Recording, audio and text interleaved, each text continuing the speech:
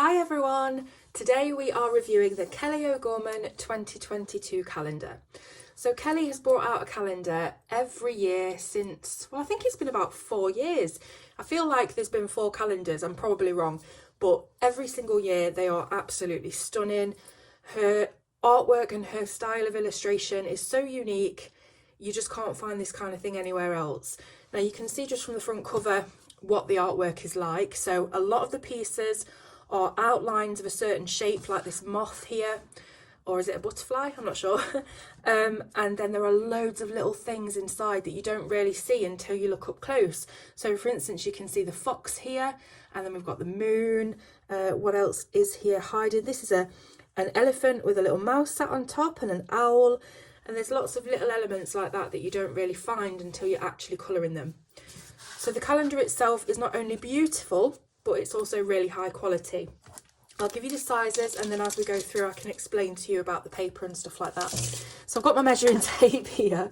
The calendar is 13 inches by just over 9 inches. And it also has a spiral top so that you can flip it over every month and it doesn't cause you any hassle. The back has thumbnails of each of the illustrations inside, but I'll show you all of those properly. So this is a little bit dirty, and that's not how it comes. This is because I've coloured the page that's above this, and then I've turned it over and coloured another one, and some of the ink has transferred. So this is what a typical spread looks like, and I won't show you every single one of them because they all look pretty much the same. But it starts on Monday through Sunday, which is how I prefer calendars. I think in America and also on business calendars, they often start the week on a Sunday, and I've missed appointments because of that before, because I think the week starts on a Monday. So yeah, I'm happy about how it's laid out. There's really big boxes to write your appointments and things in as well, and a couple of holidays are listed, whether that's New Year's Eve, Christmas Day, Halloween, things like that. So you do get a really decent amount of space to write your appointments, your birthdays, whatever else. There's also a bit of notes room at the bottom, so if you've got any notes about your appointments or anything you couldn't fit on the calendar, you can pop it down there. So that is the basic look of the spread. Now I'm going to show you the actual illustrations. So this one here, as you can see, is the January spread. Now I'm aware that I can't fit the entire length of the calendar on film because of just restrictions, but I'll try and show you the whole thing. So this was done with watercolour paints. Now I am by no means any good with watercolour paints, so I did the base with watercolours just purely to try something different. And once I'd done the watercolour base, I actually was pretty happy with it, but it wasn't very 3D, it wasn't very dynamic. So I did come in with some coloured pencil on top just to add a little bit of contrast, light and shade, things like that. So you can see we've got some white gel pen on there as well. And I think this is supposed to be a green man-like figure. So it's someone that is sort of nestled and part of the woodland and the nature.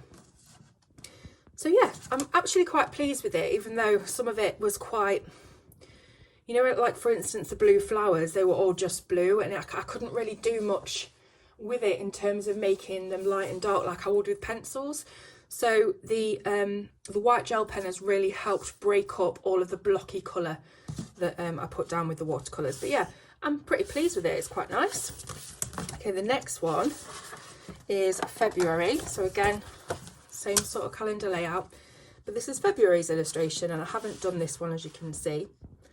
But this is kind of an underwater one. So she's like a mermaid, but I don't know whether she is an actual mermaid, because it seems as though she's sort of growing out of these pods, and you can see a couple of these pods as well around here.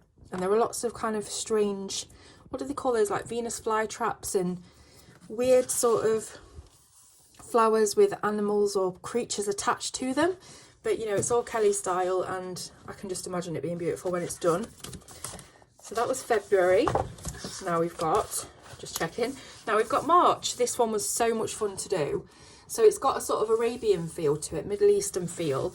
And at the top you can see I've added some KJ Design by Karen paints, these beautiful metallic wonderful paints to the stars and to the elephant as well.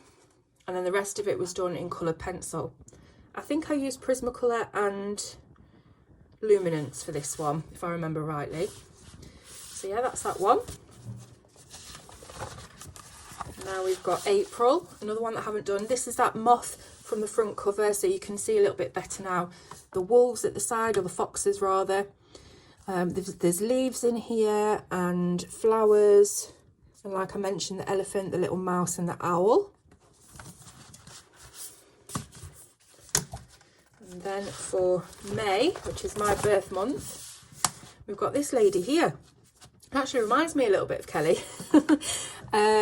So you can see it's all about the head, it's all about the hair and what's in this kind of headdress type thing. Again, it's all very nature-based, animal-based. And you can see we've got a dragonfly, there's a butterfly, loads and loads of flowers and blooms. And I'm just seeing if there's anything else that I haven't spotted. Probably is, but I can't sort of get my eye on it right now. But really beautiful illustration. They all are. And then we've got June. So again, I don't know if I can fit all of this on. I can't actually see the top half of the screen, so I don't know whether I'm on or not, hopefully. But yes, this is June. And can you tell I've not done a video for ages? Feeling really out of my depth. Okay, so this is June. This is the tree house that I coloured. Now then, what did I use to colour this? Was it Black Widow? I know I definitely didn't use Prismas because I wanted to get this different green that I hadn't got anywhere else. What did I use? I think I might have used Arteza pencils actually. So Arteza Expert, I think they're called, pencils, on all of this, apart from the little bunches of flowers, which I used Posca pens for. And yeah, I think that's it. I just wanted to add Posca details into those flowers because a lot of the leaves and things looked really just sort of plain. And I just wanted to add a little bit of detail here and there using my dotting technique with the Poscas. And I think it's turned out really well. So hopefully you like that. I saw a picture of a tree house on Google that was these colours and I wanted to do something that wasn't just brown wood. So I hope you like it. It's turned out quite nicely. What are we on now? This is July, so another underwater themed one. This one really reminds me of one that I did from, I think it was last year's calendar. I'll get it up on the screen if I remember, but if not, you can just look through my photos and you'll find it. And it's this lady that is sort of, again, just part of the natural world around her. She's sort of a floating element that's made up of all of these different creatures from underwater. So we've got a crab, we've got a lobster, we've got fish, a turtle and a squid as well. There's probably other things that I've not spotted in here, little Nemo fish. And then we have, what's this one? August. So this is the first one that I completed. Just trying to remember what pencils I used on this one. I wonder if this was the Arteza. This might have been the Arteza. I know I used Arteza on one of them. I've written it on my Instagram. So if you do go onto my Instagram and find these posts, which are really recent, if you look underneath in the caption, I will have written what I've wrote. Written what I've wrote? Written what I used. So yeah, this one I decided to do first because I have my very own camper van and I wanted to do it in the colours of my camper van. So that's exactly what I did. Mine is a white with this kind of beautiful aqua green trim. And the inside is exactly what you can see here. This is exactly what mine looks like. I tried to make it as close as possible. Now with the background, I used pastels. So I used pan pastels for the background. And I put them on with a cotton bud or a Q-tip. And it took ages and ages, but I was quite happy to just go along with it. I think I was poorly when I did it. And, you know, I wasn't in any rush to get it over and done with. So, yeah, use pan pastels. And then at the bottom here, when I was come to doing the grass, I used a pen that had run out. So like a ballpoint pen that didn't have any ink in it anymore. And just created these dents in the paper. Then I went over it with the pastel and it's created a grass effect. It's by no means professional, but it did the trick. I didn't really want to be colouring either a solid green block or individual blades of grass that might turn out a bit rubbish anyway. So yeah, it served its purpose. Favourite thing about this is, of course, the beautiful lights. Made them really Christmassy. And yeah, so that's August. Then we've got September. So again, a little bit of an Eastern themed one with the what's it called? The lamp, like the genie's lamp. So you rub the lamp and out pops the genie. And what have we got on here? Loads and loads of flowers. That's basically it, really. It's quite a basic one in terms of elements that are included or incorporated into the design, but still beautiful. So then we've got October, Halloween month. So of course we've had to have a lovely Halloween themed illustration on this one. I finished colouring this just yesterday, so very, very recently coloured. Did it with Prismas and Luminance, and really, really pleased with how this one's turned out. Hopefully you can see it all. Quite pleased with how the moon turned out after my shocking tutorial of how to colour the moon from a couple of years ago, which was just terrible, looked nothing like it. Yeah, so pleased with that one. Then we have November. Gosh, there's a lot going on here. So we've got a little squashed girl down on the floor randomly. And then we've got a trees with faces in. Not entirely sure what this creature is. I think it's probably a made-up creature. We've got a deer in the background and maybe even a reindeer here as well. And it's looking like, I think these are arms. So there's one arm wrapped around the moon, another arm that's going into this tree and possibly out of this one. Just can't really fathom this one, to be honest. It's definitely quite whimsical and fantastical, and I'm sure people who are really good at colouring fur would make a fantastic job of it. So that was November. Finally, we've got December. Now this is one of my favourites. I don't really know why I didn't choose it to colour already, but it would have been the next one if I was doing them before this review. So we've got a very traditional religious imagery here. We've got the donkey, we've got the North Star, we have the gold, frankincense and myrrh.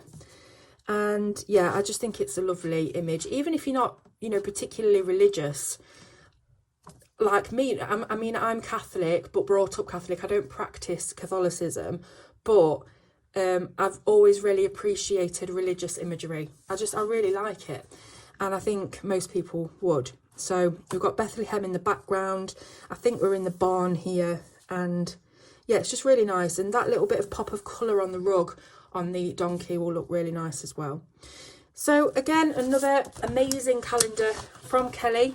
I think she works on these all year round, and you can really tell that she's put her heart and soul into it. As I said, the production quality is perfect. If you have the calendar from last year, you'll know how thick it is. It's the same sort of card, but it is a very thick, there's a ping test card. So yeah, if you're doing it month by month, I guess you could start colouring it at the end of, say, May, start colouring June, and you could use markers, because then you wouldn't really need to use the rest of the calendar. If you wanted to use alcohol markers, it wouldn't matter if it went through. So I'm babbling now, which means it is the natural end of the video. So I will leave the links in the description of where you can buy a calendar from Kelly, and I would love to know what you think of it in the comments. Which is your favourite month, and what did you think of the ones that I coloured? Would you use different colour schemes? How would you have done the tree house, for example? Let me know. I love hearing from you, and I will see you soon on Colour with Claire.